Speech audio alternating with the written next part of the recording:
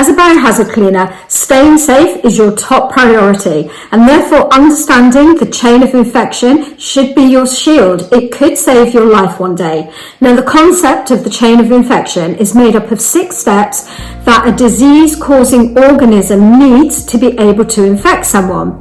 And as a biohazard cleaner, when you can break those links and you can stop further outbreaks from occurring and you can prevent any further outbreaks. So let's have a quick look at what those steps are and how you can help prevent them. Step number 1 is the infectious agent, the culprit, as we like to call it. It's basically where the bacteria, the parasite, the virus, and that's the one that can cause illness or even death. Step number 2 is the reservoir, and that's the breeding ground. So that's where you're likely to find it. It can be infected people, it can be animals, it could be in contaminated water.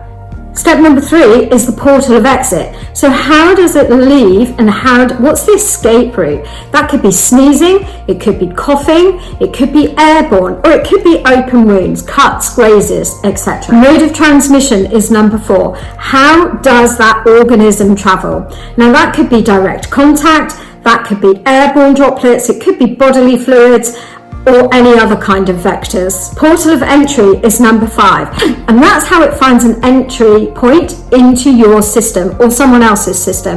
That could be your mouth, it could be your nose, your eyes, your ears, or it could be through an open cut or some kind of abrasion. And lastly, we've got the susceptible host. So the impact of that organism and when it enters your system will be affected by things like the vulnerability, it will be affected by things like the age and the health conditions. So those are all factors to be aware of. When you understand these links and you're a biohazard cleaner, you'll take everything so much more seriously.